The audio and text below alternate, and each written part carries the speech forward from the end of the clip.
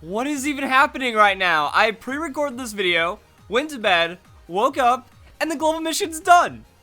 That's it. That in less than 1 day, we beat our goal. So everyone just sign up and get your 4,000 free festival coins. And it looks like we're getting a heavy ball and even more than that. So, still, you need to watch this video. It's crazy because they're giving us rental teams. You still need to sign up for the Pokemon Global Link and do your thing, and then you're done. But the information inside the video is still worth it. I just don't know what to say because, oh, by the way, global mission's done, guys. Good luck, have fun. Okay then, so the next Pokemon Global Mission has already begun apparently. That's right, just kind of popped up overnight and it's happening now. So we finally got all of the details about earning battle points at the Battle Tree, and this was one I was very interested in because we finally had our most recent success with trading Pokemon at the GTS. We smashed it by getting 4 times the required amount. But this one seems even easier than trading Pokemon on the GTS. I was thinking, okay, 1 million battle points at the Battle Tree seems doable, but it's only 250,000. We have to get this one. We have to get it. And mostly I'm going to say it's because of the nature of the Battle Tree, that if you already have a streak going on, then that means you could be getting multiple battle points per battle. That if you're already on a 5-6 battle point streak, well, dang, you go and do a couple battles and you're good to go. So I see this compounding very quickly, and the biggest issue is going to be people entering and registering their points, because you need to enter and then you also have to game sync before the competition ends. So before you hit the Battle Tree, make sure you talk to this lady and sign up. But now it's time for the big one.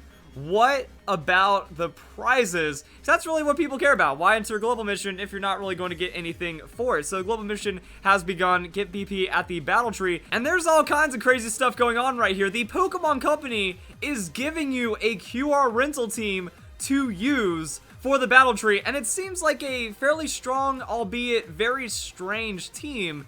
So yeah, you can just scan in the QR code, and then you're also going to be able to have access to a pretty powerful team, roll the Battle Tree, and get even more points right there. So let's go and talk about the rewards. So the goal for this global mission for all trainers to earn a combined 250,000 battle points. If the goal is reached, Pokemon Global League members will receive 4,000 festival coins. So once again, 4,000 festival coins, and even if we don't make the goal, that's going to be 400 for people that have signed up on the global link. If not, you get 2,000 festival coins and 200 if we win or lose respectively. Also, I do believe that the issue with creating an account and then syncing your game to the account has pretty much been fixed. I've been seeing a lot of comments in the comment section of people saying, hey guys, I can create an account right now, go try it out, see if you can do it on the Pokemon Global link. So this should be a little better right now, and then we can just go participate in global missions and we're good to go. I pretty much show you guys how to do it. Make sure you have your account connected, go in the game, talk to the lady, and you're good to go. Also, there's going to be more prizes once again.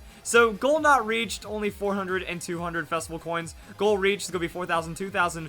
Bonus goal is a heavy ball. So it looks like the way that the Pokemon Global Link or the Pokemon Company wants to go about this is that they're going to be giving away more of the Kurt Balls as exclusive. So if we reach this goal and you have a Pokemon Global Link account, free Heavy Ball, and that's something that a lot of people have their eyes on, so we only need to go and double it. That's 500,000 battle points. Now here's the thing, just because I'm saying that's easy, we gotta do it, does not mean that you skip out on this one. Because if you do 3 battle points, you also get rare candies.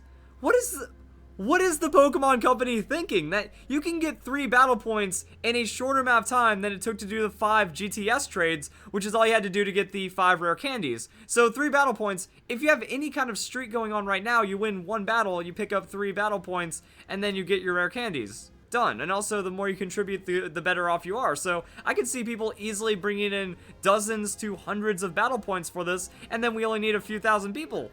That's what it feels like. If you just have a few thousand dedicated people, that would be enough to grind out this entire global mission. But if everyone's just entering, now's the time to do it. So, as I keep saying with a lot of these global missions, it feels like the Pokemon Company is ever so slightly behind. That the Battle Tree, well, I already did all my Battle Tree grinding because I need my items for competitive play. But if you want to get the rest of your items or the Mega Stones are the big one, guys, because that is going to be a lot of work to get the Mega Stones because they cost so much battle points. So now should be your incentive to grind out, try to get a couple extra Mega Stones, and then you're going to be good to go. But now, let's talk about these teams. because this is some pretty interesting stuff. So they are giving us teams for both singles and double battles, and I want to do a little bit of a breakdown of these teams because some of them actually seem like very powerful Pokemon that whenever you hear people, oh, playing the Battle Maison, oh, playing the Battle Tree or anything like that, you just want a Mega Salamence. That you bring a Mega Salamence, you go Dragon Dance, and then you sweep the entirety of the Battle Tree or whatever you're doing. That's good to go. Same with the Tapu Lele. That's going to be fast and an insane amount of damage on the Psychic, Moonblast, Thunderbolt, or Energy Ball, and then you just go into a Ghost DMZ, Aegislash to one-shot whatever with a Shadow Ball, and then it's also going to be a special attacking Aegislash. Now, I'm personally not a huge fan of the special Aegislash, but if you're just doing like a quick 3v3 and you're trying to get some damage done on the Battle Tree, it's going to work out pretty well that you take a hit, you throw down a Shadow Ball, Flash Cannon, and then you could either two-shot everything while not getting two-shot in return because you're so tanky, or just blow something up with the Ghost DMZ. It seems like each and every one of these Pokemon can easily take out one Pokemon for itself. Salamence comes in, Dragon Dance, scores a KO, something happens. Tapu Lele comes in, outspeed, KO, something happens. Aegislash gets the finishing blow, also has the Shadow Sneak. So it comes down to some pretty standard teams, and all you have to do to use them is just display the QR code while logged in. Now, here's the thing. The QR code displayed here is exclusively for the game which you're currently logged into the Pokemon Global Link. Scan this QR code with a different game, you cannot use this QR rental team. So you're going to have to sign in on the Pokemon Global Link and then use the rental team, and that's pretty much the only restriction, is that you do need a Pokemon Global Link account. But now, the double battle team. Also, I'm wondering, like, what's going on with the levels right here? That we have a random level 60, a level 100, and then a level 51. Sure? I guess that makes me think that the Pokemon Company didn't, like, gen in and create any kind of Pokemon. It seems like someone at the somewhere ended up doing these teams. They caught out Tapu Lele, they got it to level 100, they hyper trained it, therefore you guys can use it. Aegislash might have been accidentally over leveled by some means, and then Salamence, it does have to be level 55 to evolve. So yeah, that's that. Now it's time for the doubles team. First off, you might notice the level 1 Mimikyu. That's interesting. Now I'm not here to like bash and be like, what are they doing? But I'm actually very surprised I haven't seen this before. I love level 1 cheese Pokemon, but I'm wondering how this works on the battle tree. Like, I can see you throwing this out in like VGC or doubles and then like really catching someone off guard, but this looks like an annoying little guy. We have Disguise, so that's taking a hit. Focus Ash, that's taking another hit, and then you just Pain Split. So you Pain Split, nuke something. You also have the Trick Room, so Disguise, Trick Room. I mean, why are people doing this? Like, the level 1 Trick Room Mimikyu into Pain Split, Shadow Sneak, or the free Destiny Bond, that's a 1-for-1 or more with the Trick Room. And then it goes into the Snorlax. So Snorlax comes under Trick Room, uses Belly Drum, has Figgy Berry Recycle, then Body Slam and High Horsepower for coverage. Pretty solid right there. I love that. Like, Body Slam, High Horsepower, and Snorlax is really good right now because you can just get a single target nuke and also Steel and Rock resist your normal type, so you just hit them super effective with a high horsepower. And then we have an Araquanid. So we see a random Z move again, but Araquanid, it's got support on the wide guard, it can protect, then it Leech Life, dual stab, done just like that. But I'm still kind of confused, like level 1, level 100, level 51, and then the level 54 Marowak. And that's just going to be your standard Trick Room sweeping Marowak, Thick Club, Shadow Bone, Flare Blitz, Bone Ring. So you coverage, do insane damage, and then cool, crazy things are going to happen. And I'm about to go into the battle tree and test this out for myself right now. Okay, so I'm feeling like doing a single battle. Let's just go straight into super singles. But this is really weird because it reminds me of what the Pokemon Global Link did with the Island Scan, that they gave us like a super free method. Also, I already had a little bit of a win streak, but I didn't take it any further than I needed to. But let's go, and all we have to do is go over to QR code, scan that code, and then we pull it up over here. So let's bring in these singles, display the QR code, and boom. You guys got to see a nice shot of my keyboard there for a second. And that's my Pokemon Global Link team. It's that fast. Also, I'm pretty sure you can even use this on the battle spot if you want to. So that's some neat stuff right there. Alright, what do we have?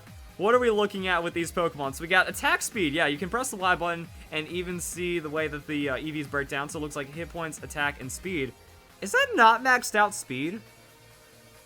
What in the world? It has a little bit of defense too. Also, this is mixed speed, special attack, and hit points. Pokemon Global Link, ID number 000. Maybe these were created then. Like, I'm trying, oh wow, what in the, why does this only have a 5 for the ID number? Why does this have a 5 for the ID number? Oh my goodness, look at the Pokemon are coming over from the 6th generation. Like, that's kind of what I wanted to break down into. I'm like, I wonder what's going on with these teams. What is, okay. What are those EVs? Now, I'm not, like I said, I'm not here to try to, like, just take a crap all over the Pokemon Company for giving us a free team. But I'm really interested in what I'm looking at right now. And that is going to be plus special attack minus speed, so quiet nature. That is going to be a... Wait. Are we looking at timid nature? Why? Why is it timid nature but not full speed investment? And then some special attack, and then we also have Scarf with hit points. I mean...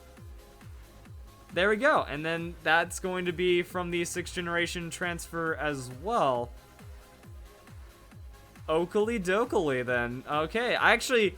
I got an idea. So as I said, yeah, let's go and test this team out. What I meant to say was, let's go and look at this team, try to break it down for a bit. Now, what deepens the mystery is that Joe Merrick actually tweeted out, the English Pokemon Global Link actually gives you rental teams to do battle tree with. I get that they want us to hit the 500k required for the heavy ball, but only the Western Pokemon Global Link does this. It feels a bit condescending. So that means, yeah, this was started by someone at the Pokemon Company International. This is like Game Freak handing us a free team, I guess.